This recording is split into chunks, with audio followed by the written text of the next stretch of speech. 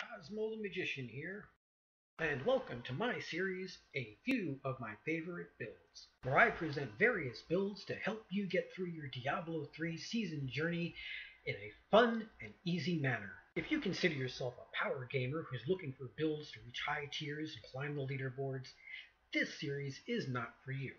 But if you're like me and your goal is to finish a season to get those wonderful season rewards, or maybe just crank out some achievements, then indeed you've come to the right place. That's not to say that some of these builds cannot reach higher tiers, but our goal here is just to finish the season. In this episode, we're going to be looking at the multi-shot Demon Hunter, based around the Unhallowed Essence gear set. But before we take a detailed look at her gear and skills, let's watch her in action inside of a rift. As you can see, she's quite powerful and quite agile, and a very easy build to play.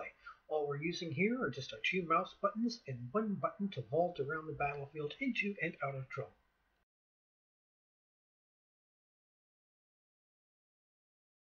The only other skill which she is constantly using is her powerful Vengeance, which we have enabled using autocast.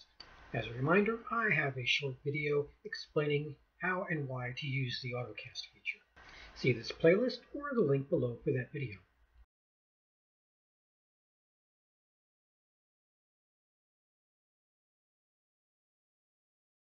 Now that we've seen her in action, let's take a detailed look at her gear and skills. The heart of this build is the Unhallowed Essence set, which is the Season 19 Hadrig's gift for the Demon Hunters. We will also be taking advantage of some gear changes that occurred at the beginning of Season 18. So let us start with the Unhallowed Essence set. Its 2-piece bonus grants Discipline and Hatred with each use of a resource generator. The 4-piece bonus gives us 60% damage and 60% damage reduction for 8 seconds when we're at least 10 yards away from any enemies. Very handy for a range attack build like this. And finally, the 6-piece bonus gives us a tremendous damage multiplier for all of our attacks based on the amount of current discipline. Next, if during your adventures you have received the new and improved Captain Crimson's Trimmings plans, then you will want to craft 2 pieces of this set. 1 piece will be the belt, since the Unhallowed Essence set does not include a belt. The other will be either the boots or the pants.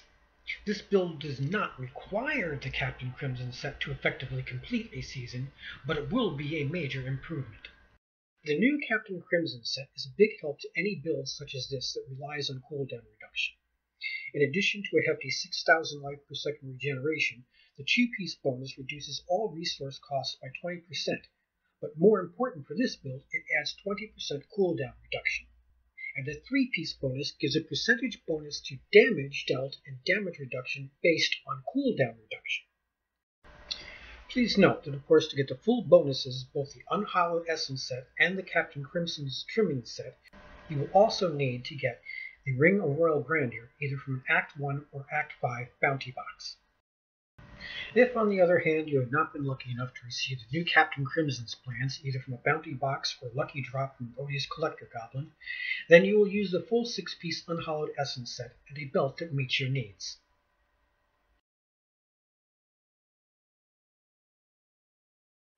Moving on, her weapon of choice is Yang's Recurve. This legendary bow causes multi-shot to shoot 50% faster and will have a damage bonus rolled between 150 and 200%. In her offhand slot, she has the quiver Dead Man's Legacy. When using this legendary, any enemy hit by a multi-shot that has less than 60% health will be struck twice, and the damage bonus of multi-shot is again increased by 150 to 200%. On her wrist, she is wearing the Wraps of Clarity. These bracers will provide damage reduction of between 40 and 50% whenever she shoots with a hatred-generating attack. They will also come with a critical hit chance increase of between 4.5 and 6%. Her rings are the Bastions of Will set, Restraint and Focus, giving her another 50% damage boost whenever she attacks with either a resource-generating or spending attack. Socketed in one ring, she has Zay's Stone of Vengeance. This legendary gem provides damage increase based on how far away enemies are when hit. perfect for a range attack build such as this. Also note that it grants a 20% chance to stun. Socketed in her other ring is Esoteric Alteration. This gem provides damage resistance to all non-physical damage, which helps against everything from those pesky arcane spinners to clouds of poisonous gas. And lastly, she is wearing the new and improved Squirt's necklace. As of Season 18, any drops of this amulet have all new features. When she remains undamaged, she will deal up to an additional 100% damage. But there is one downside. After not taking damage and receiving this buff, the next time she does take damage, she will take 50% more. Luckily, she has lots of damage reduction to mitigate this mild nuisance. And socketed in this amulet is the gem Bane of the Trapped.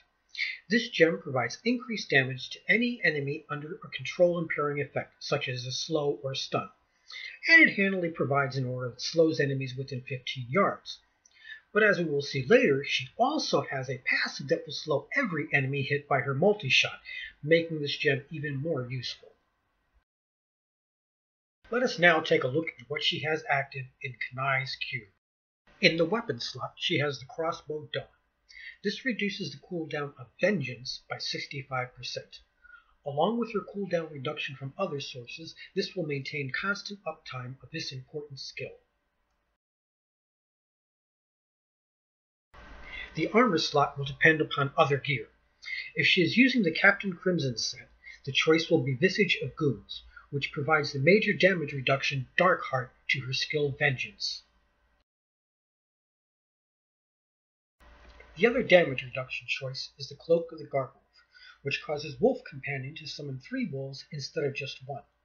Combined with the belt Zoe's Secret, this will grant us 8.1% damage reduction for each wolf, a total of 24.3%. Not as good as the 50% reduction from Goons, but still better than nothing.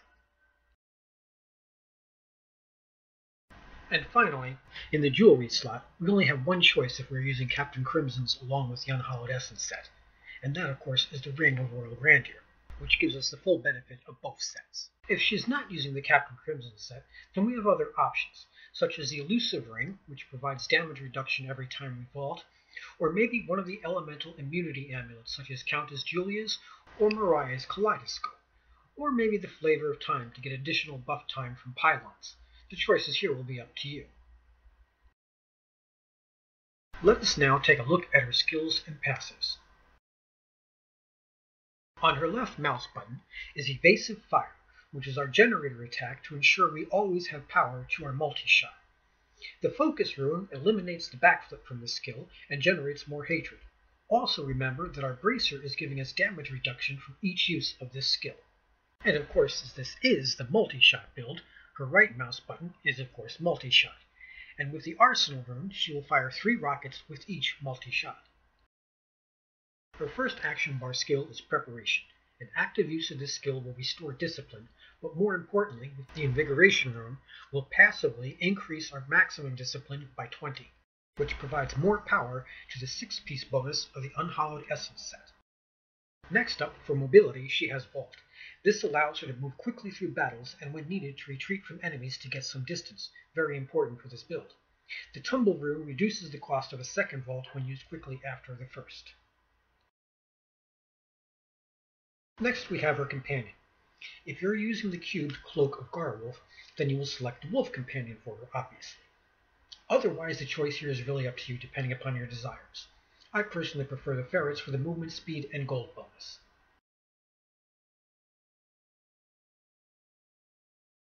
Finally, we come to the all-important Vengeance. This skill when active provides amazing offensive power. With side guns and homing rockets, she makes short work of all enemies.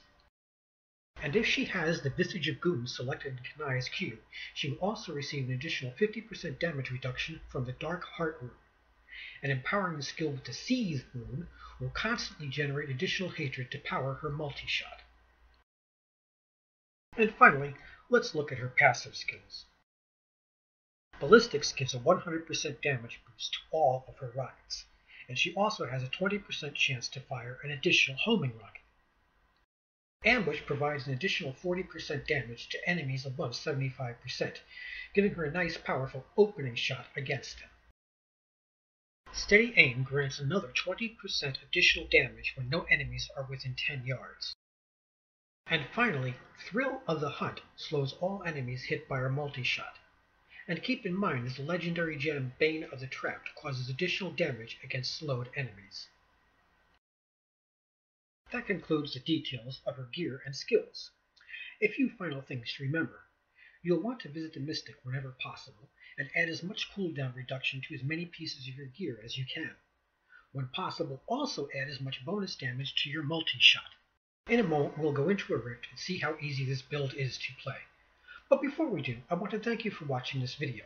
Likes and comments are always appreciated, and please subscribe to this channel for more in my series A Few of My Favorite Builds. Now, on to a Greater Rift Tier 75.